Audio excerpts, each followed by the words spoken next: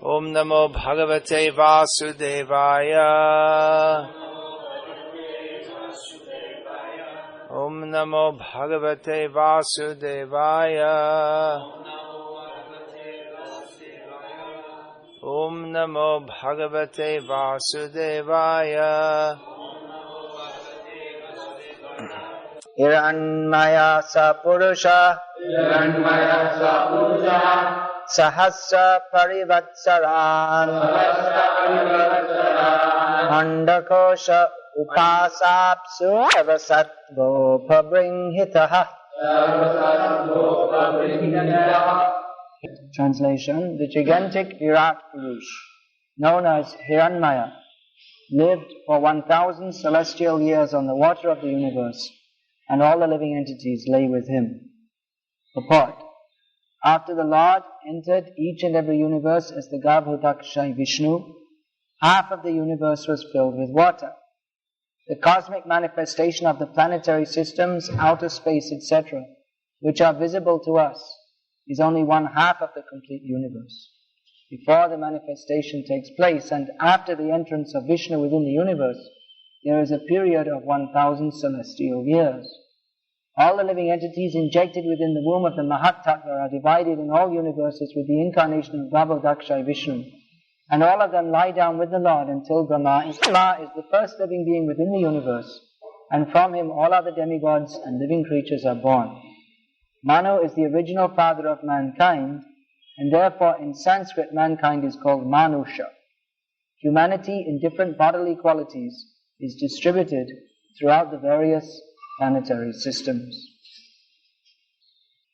As I'm many times quoting, I think those of you who heard my lectures regularly, you'll have heard me quote this. One interesting quote Prabhupada gives in a purport in the 4th canto of Bhagavatam, that Krishna consciousness means to see as Krishna sees. Panoramic view of the universe. Now, panorama means you can see everything. You're seeing from above, from a distance. Of course, that's only one kind of view, because if you see a panoramic view, you also don't see in such detail. Panoramic view, actually that's only two-dimensional. If you see from a height, you don't see the depth. You can't see very clearly what is the difference between a 10-story building and a 2-story building. But you see everything. So of course Krishna sees everything from above, and he also sees everything from inside. Because he is Andantarasta Paramanu Chayantarastam. He's within the atoms also. So he sees from outside, he sees from inside, and he sees from all angles. Sahasraksha Sahasrapat. Sarvata Panipadam Tat Sarvatokshi Shiro Mukham. These descriptions are there. That's from Purusha Sukta, Bhagavad-gita. Now Krishna, he has many thousands of eyes. He sees from all directions. Krishna sees everything. So here we are hearing about the gigantic form of the Lord, the panoramic vision. The Lord, he has the Purusha avatars. Purush, why they're called Purusha avatars? Because they're concerned with creation. They're concerned with creation of the material world, which is called Prakriti. So Purush and Prakriti combined makes creation. Purush means the male. Prakriti means female. Or in this case means the Lord and the material energy. So these three Purusha avatars, Mahavishnu, Karandakshay Vishnu, then Garbhodakshay Vishnu, Kshirodakshay Vishnu. These are the three Purusha avatars. Means the Prakriti cannot create independently. Female cannot produce independently. Male is required. the male injects the seed, and then within the womb of material nature, everything develops. So it looks as if the mother is more important. Everything's going on within the womb of the mother, but actually the creation is incited by the seed of the father. That's why in Vedic culture, one reason, the child is considered the child of the father more than of the mother. You see, what is the family line is coming down by the father's line. You trace your family back by the father, not by the mother's line. And the child is considered the product of the father that is incubated in the womb of the mother. In English language also, Prabhupada would also make that point. Nature. People say nature. They think that nature is the cause of all causes. Everything is coming about because of nature. They think nature is God. But then Prabhupada would ask the question, whose nature? Nature is not independent. Nature is dependent upon the creator and maintainer. So this material nature, that is dependent upon Krishna. And here we're getting the description of how exactly all these things work. It's what we would call the subject matter of science to discuss these things. Of course, it's a transcendental science because it's concerned with Krishna. All of science should be transcendental. Only modern science, science means the study of nature, but they have unnaturally divorced science from its roots, which means Krishna is the root of all beings. So unnaturally they have declined to study the root, and they're trying to find out what is the cause of everything, but refusing to accept that the cause of everything is Krishna. It's a very strange thing. In the very beginning in the modern scientific process, the first premise is that we were only studying material nature. We won't accept any divine cause. And then when they're and then they're trying to find the cause of everything, but they won't accept that the cause is divine. It's absolutely illogical. It's just like if it's known that someone is the son of a certain father, but you refuse to accept it, and then you're going around trying to find out who is the father. But in the beginning you rejected the actual father, and then you're trying to find out actually who's the father, and you won't find because it's not possible. If you refuse to accept the fact, then how can you possibly establish falsity as fact? This is what they're doing or trying to do. They're trying to fool everybody that actually there's no God in control. But it doesn't work. You see that we have so many generations of, now since the so-called Enlightenment. The Enlightenment took place in Europe, in which they rejected. This practically started from the time of the Renaissance. It's a period, social historians call the period practically from around 1400 through, especially, and then in the 1700, like this, for about 500 years, 400 to 500 years after the Renaissance. They call Renaissance because after that time everyone just believed in God, which they considered wasn't very enlightened. So after that they had the age of enlightenment, in which they rejected the transcendental cause. And this is in Europe, this is all going on. And the age of reason, they brought in reason to try and explain everything. And especially during the 20th century, and now 21st century has begun. But the education has been this materialistic, so-called rationalistic, reasonable, atheistic education. But still we find in countries where this kind of education has been ongoing for so many years,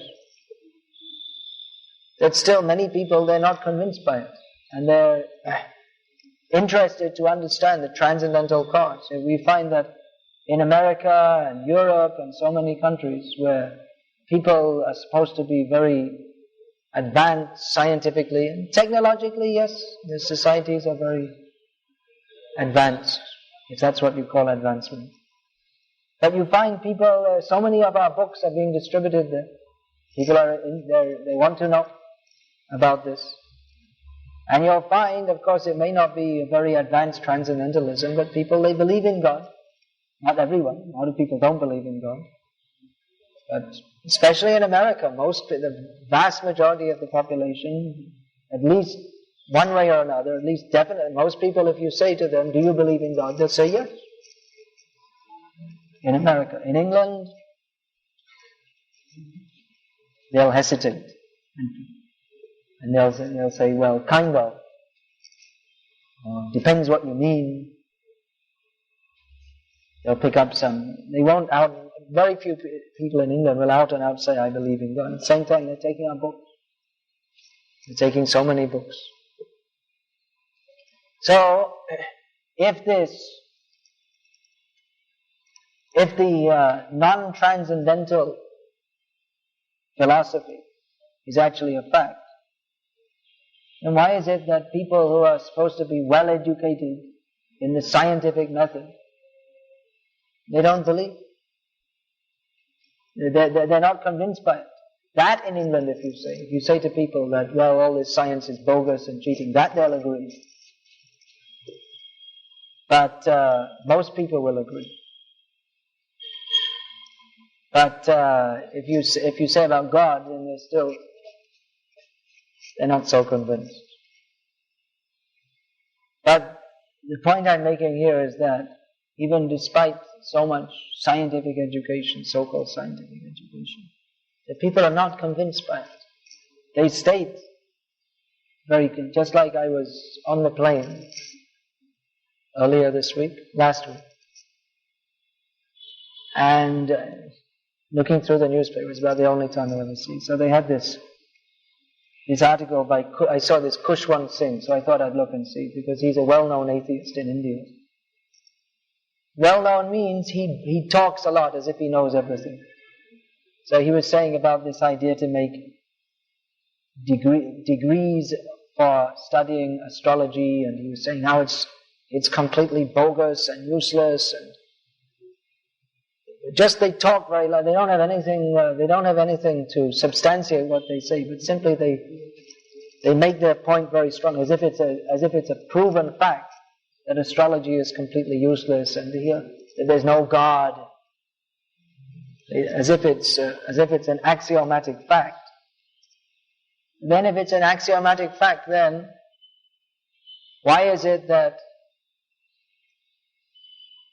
intelligent people take all these things very seriously? So many intelligent people. It's not that Kushwant Singh is the only intelligent person in India, although he seems to think he is. Actually, he's not intelligent. He's a fellow. He's a rascal. Intelligence means to go beyond the materialistic way of thinking. But that they cannot do. They're like fish in a bowl. This is a Western example.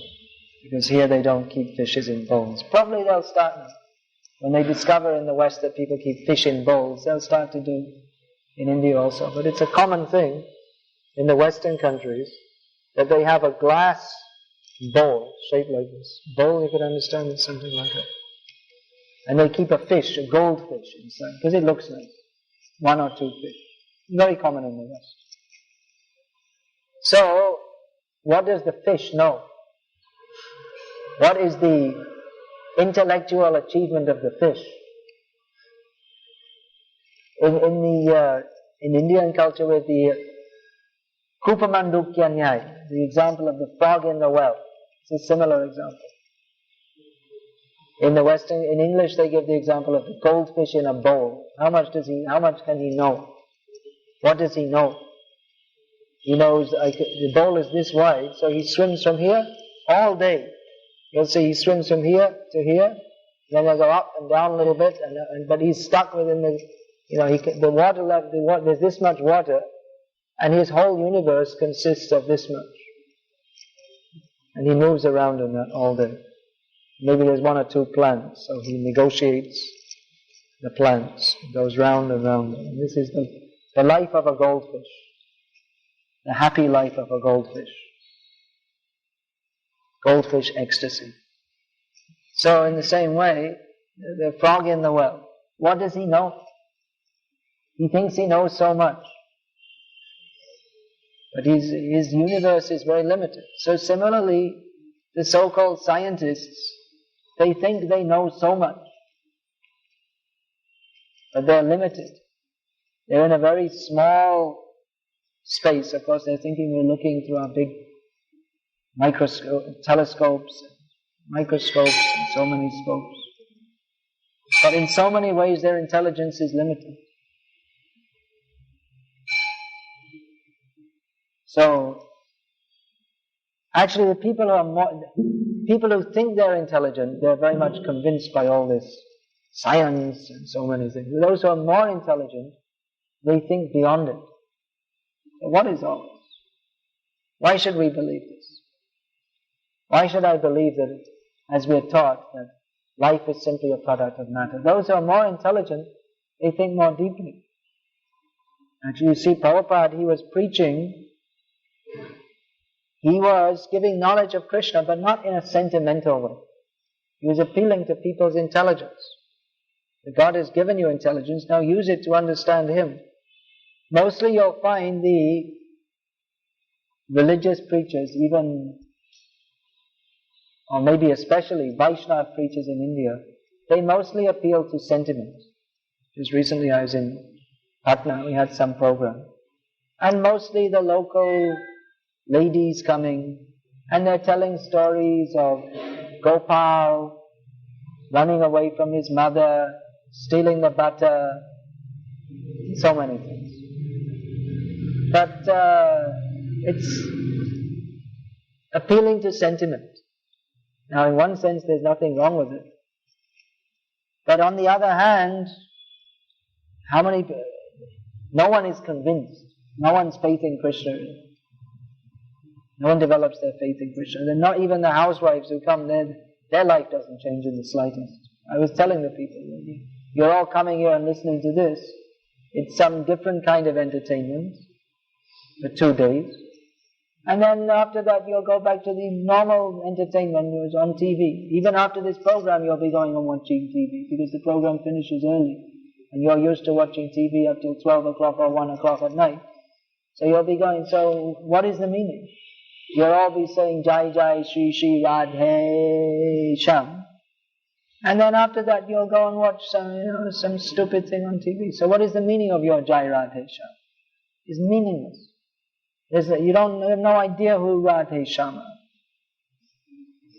is. You're listening to some stories. Some nice kind of story, that's all. So Prabhupada was appealing to people's intelligence. That yes,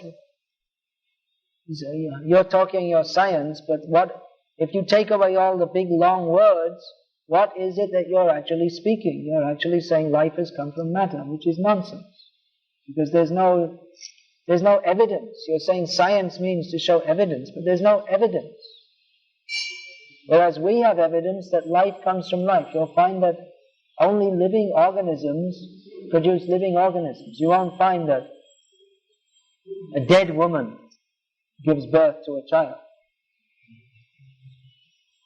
I mean, there may be cases, rare cases, where a woman who's 8 or 9 months pregnant is in an accident and then she dies, and then immediately if there's a caesarean operation, that can be. The child is born even after the mother has died. But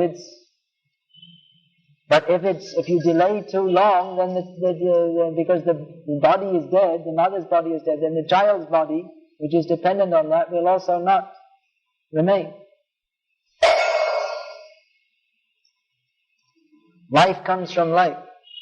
We see it every day. We never see that life comes from death.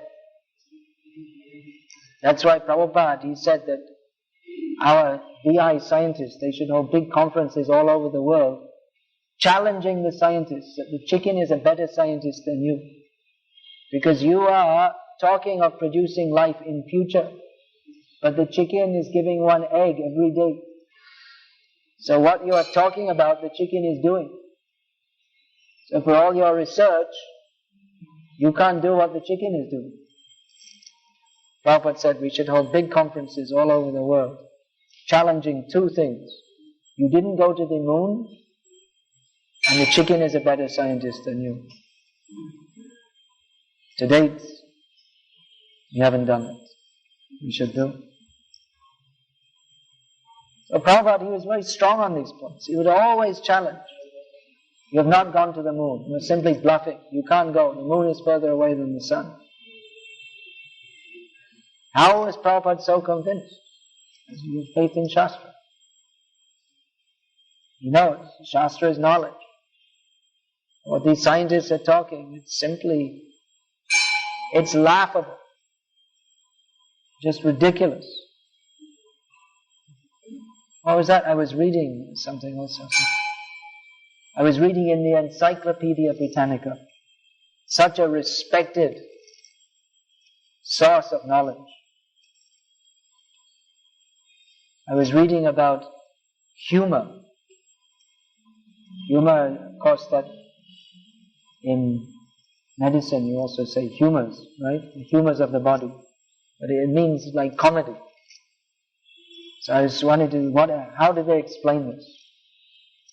How can they explain this according to evolutionary? How are they going to explain? What is the reason? How can they? So they say their theory is that originally man was a very aggressive hunting type. But then later on they evolved into agricultural type. So hunting means they had all this extra aggression. So then, by evolution, they evolved in such a way that humor was an outlet for their aggression. That you can laugh at someone, but you don't actually harm them. Now how did this take place? They're trying to say that this took place just by random chance. That someone was born who had some genetic disorder, that he started laughing at others. And then he survived better than the others who are very aggressive. I mean, it's just so ridiculous. This is the Encyclopedia Britannica saying that laughter evolved. It's an evolutionary process. But actually, the more aggressive ones, they would kill the non-aggressive ones. It could be, if you accept evolutionary theory, that would be possible if there was someone regulating it. That now you have come to the stage of being agriculturists. So this excessive aggression is not required. Okay, now change the design a bit. If it is possible by design, but it's not possible by chance, it's ridiculous. Even Darwin himself was saying, the eyes of a peacock frustrated. The eyes on the tail of a peacock. Can you sit like this? They frustrated Darwin. How are you going to explain that? According to evolutionary theory. And there are so many things. That Origins magazine gives that very nicely. What is that? There's some shrimp. How they take one grain of sand. You remember reading that? And they put it inside and this keeps some balance. I can't remember exactly. How it could have evolved. So, Prabhupada was pointing out that they're just talking nonsense. It's very big, long words, very learned, but it's all nonsense. Simply to be learned doesn't mean that you're intelligent. You see people, they study so many things. In the universities you'll find they're studying so many useless things. You may be learned in a subject which is completely meaningless.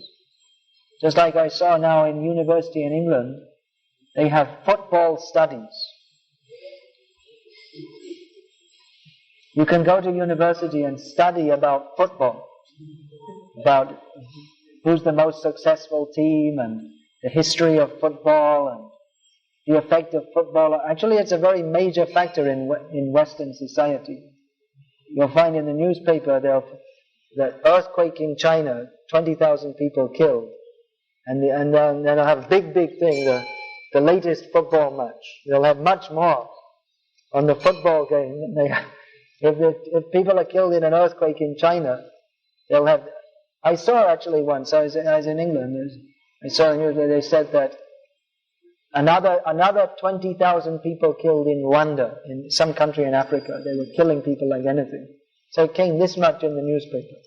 And then the football section is like 5 pages of the paper. This match and that match, and then someone gets transferred to another club for £50 million. They're spending, because someone can kick a ball, they get paid 50 million. I mean, it's just the amount of money we just can't imagine. So now you can become very learned in football studies. You can get a degree in university.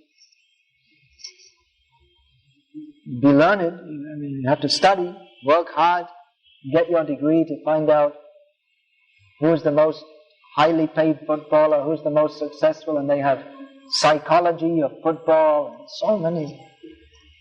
But what is the actual subject that you're studying? It's actually meaningless. That people are running around after a ball. I mean, it has no particular meaning. It doesn't really make any difference to anything. But they have ascribed importance to it. And even in science, you'll find they're studying different species of butterflies living in the Amazon jungle. And this is considered science. They'll go on an expedition, and the university will sponsor them and give them thousands of dollars to go into the jungle and study butterflies. But what is the point? What is the ultimate point? They're missing the point. Here in Bhagavatam we have study of the universe, but in relation to Krishna. There's no, that inclination to study, alright, you study. But it should be in relation to Krishna.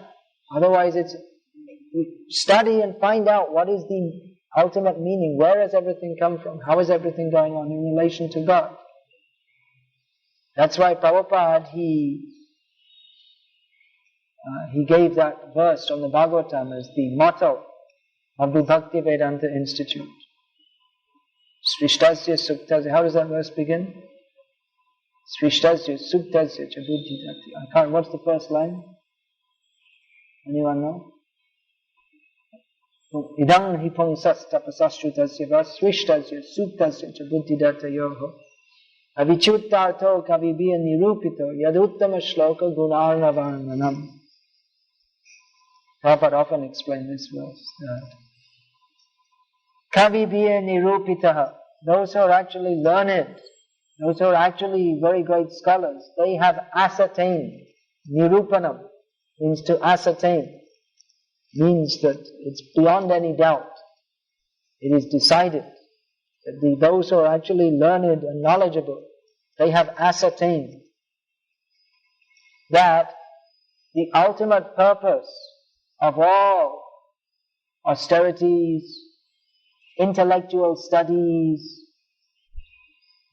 idang hi pungsas tapasa shrutasya tapasa of Vedic recitations, the ultimate purpose of all these activities is yaduttama shloka gunarnavarnanam, to glorify uttama shloka, Krishna. To glorify means also, according to the parampara system, gunarnavarnanam.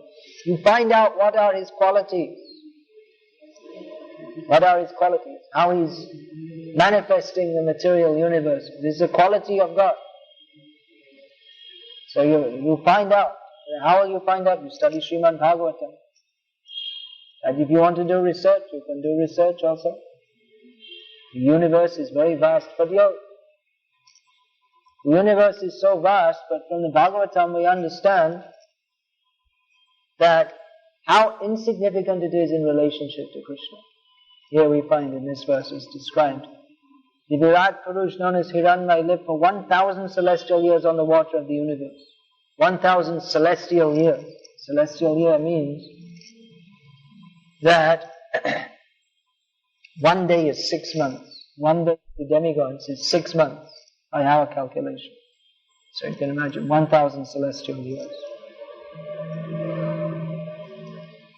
So how great Mahavishnu is. All the universes, they come out of his body with his breathing out and go back in with his breathing in.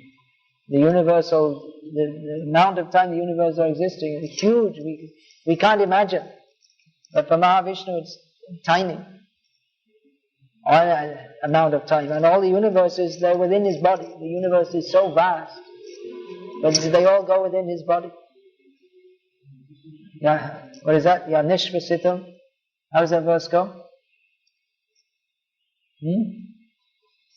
From Govindamadi Purusham. How does that go?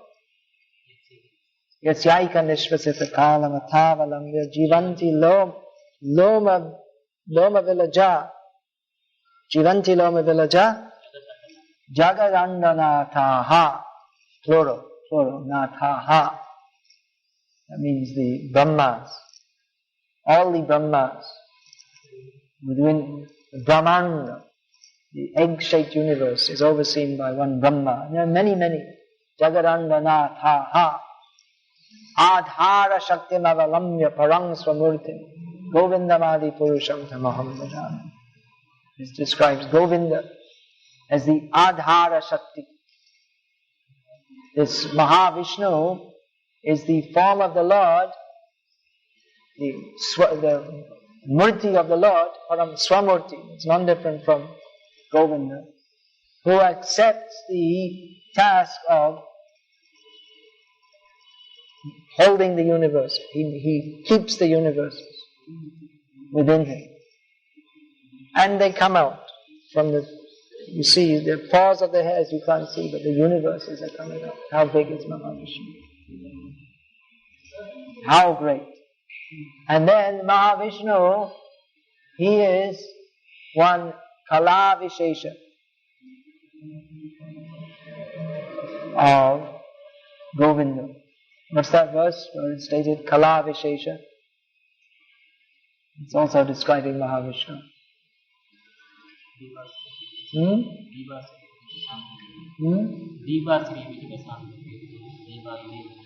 Dipachireva hi dashantaram abhipeta.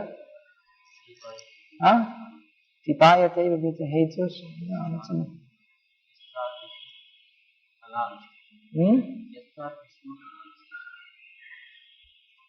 There's another verse. I can't remember. I'm so tired. My brain is very dull. Anyway, elsewhere that's described Mahavishnu is simply an expansion for a particular purpose of Krishna, Govinda. So here we're reading second canto of Bhagavatam, how he's creating, overseeing the creation. And in Baroda there, in the 5 chapters of Rasa Lila, Govindamadi Purusham Tamaham Bhajami. So all this is meant to understand, to bring us to that point. How great is God? How great is He? You cannot imagine. You cannot measure. His greatness,